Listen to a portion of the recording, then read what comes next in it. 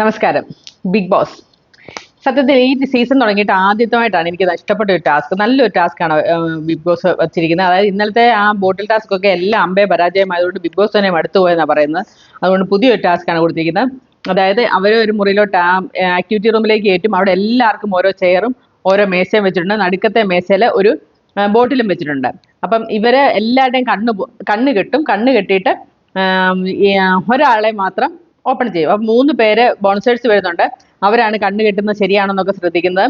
അവരാണ് ഒരാളുടെ ഈ കണ്ണ് കെട്ടിയിരിക്കുന്ന ഒരാളുടെ തോളത്ത്, എല്ലാവരുടെയും കണ്ണ് കെട്ടിയാണ്, തോളത്ത് തട്ടും. അവർ എഴുന്നേറ്റ് ചെന്ന ഈ കുപ്പി അവർക്ക് ഇവിടുന്ന് ഔട്ടാകണം എന്ന് ആഗ്രഹമുള്ള ആരെങ്കിലും മുമ്പിലത്തെ മേശ കൊണ്ട് വെക്കുന്നു. ഇതാണ് ടാസ്ക്. അവസാനം ഇങ്ങനെ ഓരോരുത്തർ ഔട്ട്. അപ്പം കറക്റ്റായിട്ടാണ് പറയുന്നതെങ്കിൽ ആ പറഞ്ഞ ആള് ഔട്ടാകും. അതായത് ഇപ്പം ആദ്യം പറഞ്ഞത് ആര്യനാ കിട്ടിയത്. ആര്യനെയാണ് പേരായിട്ടത്. അപ്പം ആദ്യം ജിഷിന്റെ മുമ്പിലാണ് കൊണ്ട് ബോട്ടിൽ വെച്ചത്. അപ്പം ജിഷിൻ പറഞ്ഞത് പക്ഷെ അഭിലാഷിന്റെ പേരാ. അപ്പം ആര്യൻ എന്നാ പറഞ്ഞിരുന്നെങ്കിൽ ആര്യൻ ഔട്ടായേനെ. പക്ഷെ അഭിലാഷിന്റെ പേര് പറഞ്ഞുകൊണ്ട് ജിഷിനാണ് ഔട്ടായത്. കളി മനസ്സിലായല്ലോ, ഇതാ സംഭവം.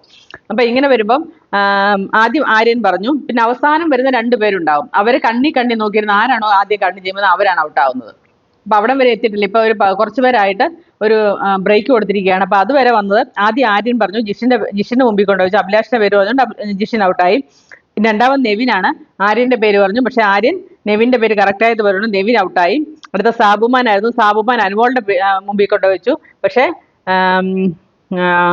അഭിലാഷിന്റെ അനുമോൾ പക്ഷെ അഭിലാഷിന്റെ പേരാണ് പറഞ്ഞത്, അതുകൊണ്ട് അനുമോൾ ഔട്ടായി. അനീഷ് അക്ബറിന്റെ മുമ്പിൽ കൊണ്ടുവച്ചു. അക്ബർ കറക്റ്റായിട്ട് തന്നെ അനീഷിന്റെ പേര് പറഞ്ഞതുകൊണ്ട് അനീഷ് ഔട്ടായി.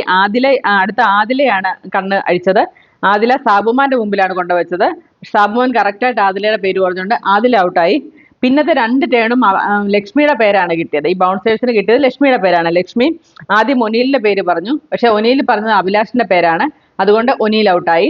അതേപോലെ തന്നെ ലക്ഷ്മി രണ്ടാമത് സാബുമാന്റെ മുമ്പിൽ വെച്ചു. സാബുമാൻ ഇത്തവണയും കൃത്യമായിട്ട് ലക്ഷ്മിയുടെ പേര് പറഞ്ഞതുകൊണ്ട് ലക്ഷ്മിയാണ് ഔട്ടായിരിക്കുന്നത്.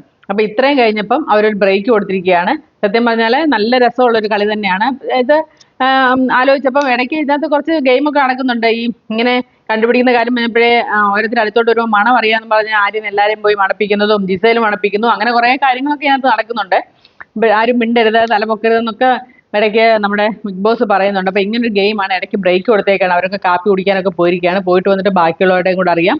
അപ്പൊ നല്ല രസമുള്ളൊരു ഗെയിമാണ്. അലമ്പൊന്നും ഇല്ലാത്തൊരു ഗെയിമാണ്. കുറച്ച് ദിവസം കൂടിയാണ് അലമ്പില്ലാത്തൊരു ഗെയിം കാണുന്നത്. അതുകൊണ്ട് എൻജോയ് ചെയ്യുക, അഭിപ്രായം പറയുക, സബ്സ്ക്രൈബ്, ഷെയർ ഒക്കെ ചെയ്യുക.